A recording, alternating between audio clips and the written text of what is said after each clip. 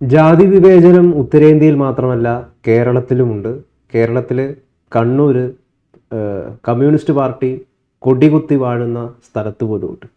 പല സഖാക്കളും ഇപ്പം ഞെട്ടിക്കുന്ന പ്രതികരണങ്ങളൊന്നും നടത്തുന്നില്ല എന്ന് പറയുന്നത് അത്ഭുതകരമായിട്ട് തോന്നുകയാണ്. കാരണം ഈ സംഭവം നടന്നിരിക്കുന്നത് മുഖ്യമന്ത്രി പിണറായി വിജയൻ്റെ മണ്ഡലത്തിലാണ്, ധർമ്മടം മണ്ഡലത്തിലാണ്.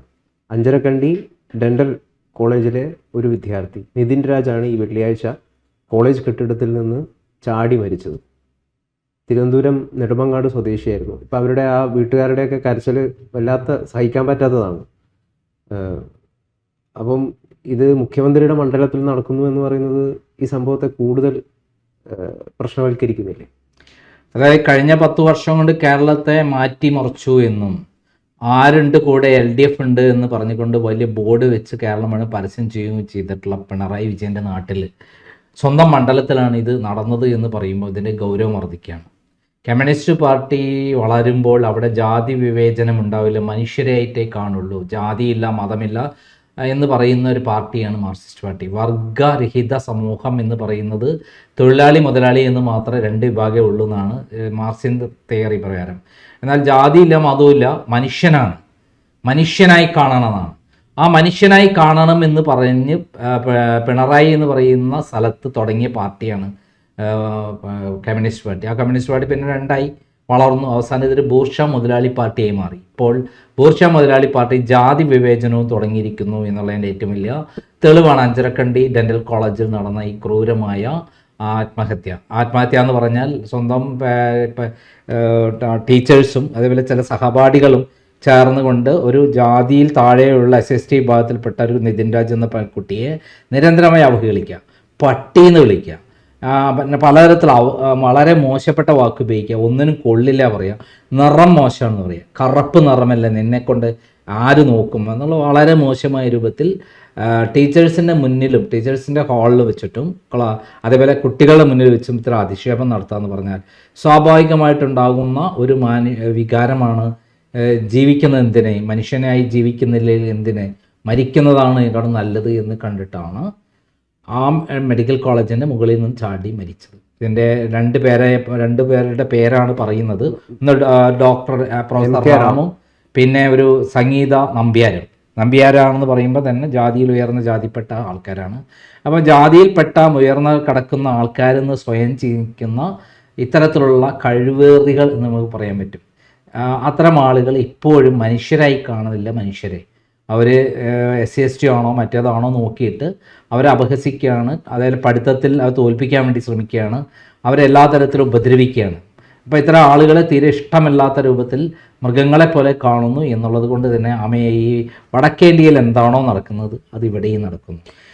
ഇപ്പം ഇതുമായിട്ട് ബന്ധപ്പെടുത്തിയിട്ട് പറയുമ്പോൾ പൊതുവെ എല്ലാവരും പറയുന്നൊരു കാര്യമാണ്, കമ്മ്യൂണിസ്റ്റ് പാർട്ടിയുടെ അത് തുടങ്ങി വെച്ച പ്രമുഖരായിട്ടുള്ള എല്ലാവരും ജാതിവാദികളായിരുന്നു. ഇപ്പം EMS നമ്പൂതിരിപ്പാട്, അദ്ദേഹത്തിൻ്റെ പേരിലൊരു നമ്പൂതിരി എന്ന് പറയുന്നുണ്ട്. ഇപ്പം AKG എന്ന് പറയുന്നത് ഒരു നമ്പ്യാറാണ്, ജാതിപരമായിട്ട് അദ്ദേഹം ഒരു നമ്പ്യാറാണ്. അപ്പം അങ്ങനെ കമ്മ്യൂണിസ്റ്റ് പാർട്ടീൻ്റെ അടിത്തട്ടിൽ തന്നെ ഈ ജാതീയതയുണ്ട്.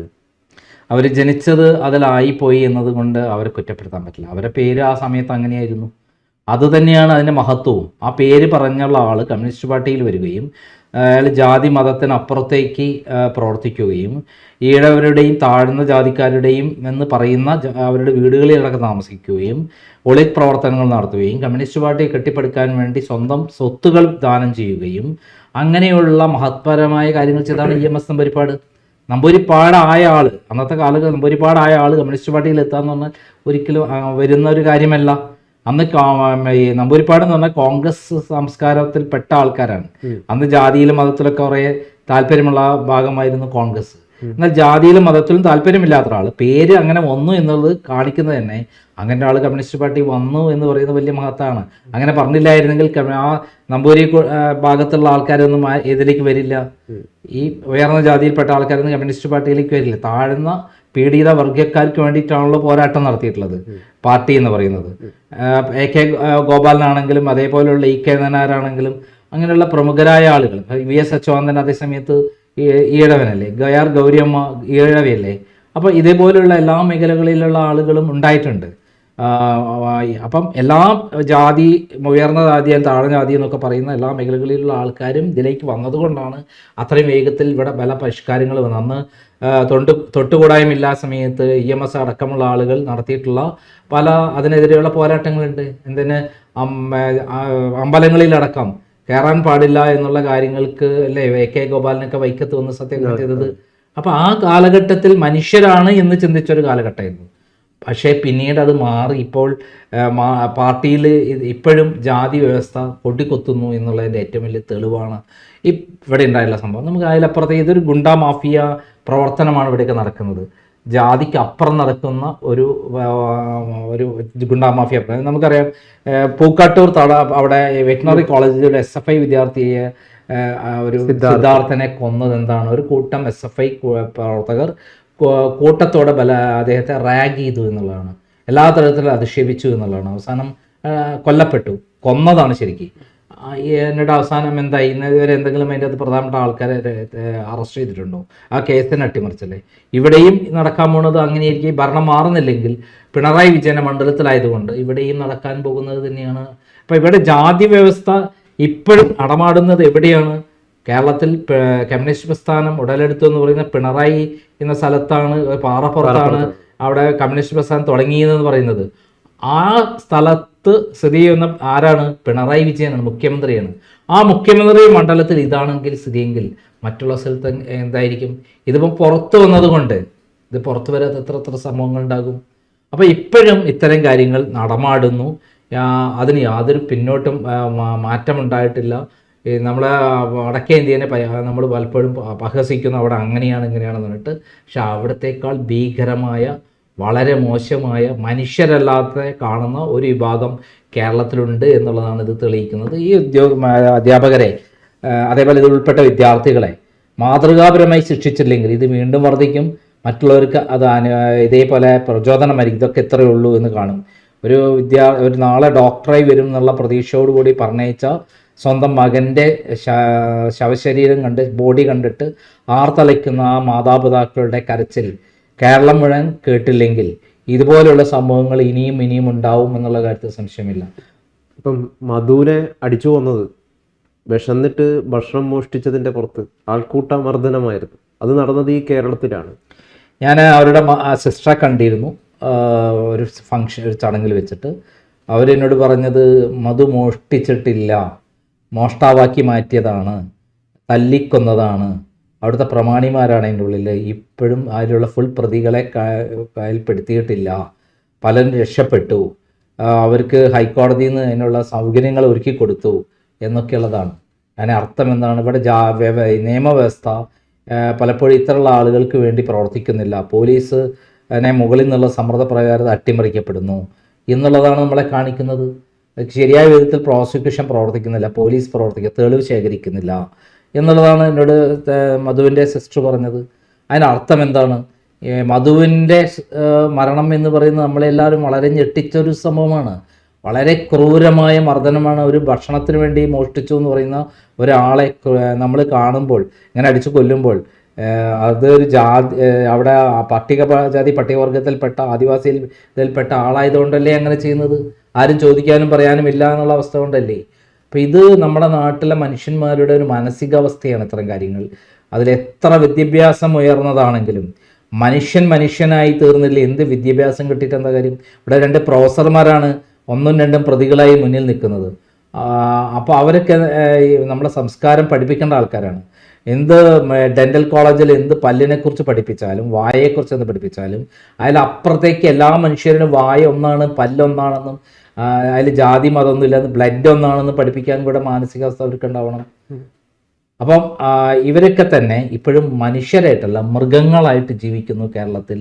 അതിന് ഈ കമ്മ്യൂണിസ്റ്റ് പ്രസ്ഥാനം വളർന്നു എന്നൊന്നും പറഞ്ഞിട്ട് യാതൊരു കാര്യമില്ല. ഇവിടെ അധ്യാപകർക്ക് സംഭവിക്കുന്ന വലിയൊരു വീഴ്ച കൂടി ഉണ്ട് എന്നുള്ളത് സൂചിപ്പിക്കേണ്ട ഒരു കാര്യമാണ്. ഇപ്പം എനിക്ക് പെട്ടെന്ന് ഓർമ്മ വരുന്നത്, ഞാൻ തന്നെ റിപ്പോർട്ട് ചെയ്തിട്ടുള്ളൊരു വാർത്തയാണ്. ഈ ആലപ്പുഴയിൽ ഒരു 8ാം ക്ലാസ് പഠിക്കുന്ന ഒരു കുട്ടി സ്വയം വീട്ടിലേക്ക് തിരിച്ചു വരുമ്പോൾ ആ കുട്ടി ആത്മഹത്യ ചെയ്തു, സ്വയം കെട്ടിത്തൂങ്ങി മരിക്കുകയാണ് ചെയ്തത്. അതെന്ന് പറയുന്നത് ഇവർ 2 സുഹൃത്തുക്കളെ ടീച്ചർമാർ കഞ്ചാവ് കൈവശം വെച്ചു എന്ന് പറഞ്ഞ് അധിക്ഷേപിച്ചു. ഇവരെ വല്ലാതെ തല്ലി. നിങ്ങൾ ക്ലാസ്സിലേക്ക് വൈകിയത് കഞ്ചാവ് അടിച്ചുകൊണ്ടതാണ് എന്നൊക്കെ പറഞ്ഞിട്ട് വല്ലാതെ കളിയാക്കി.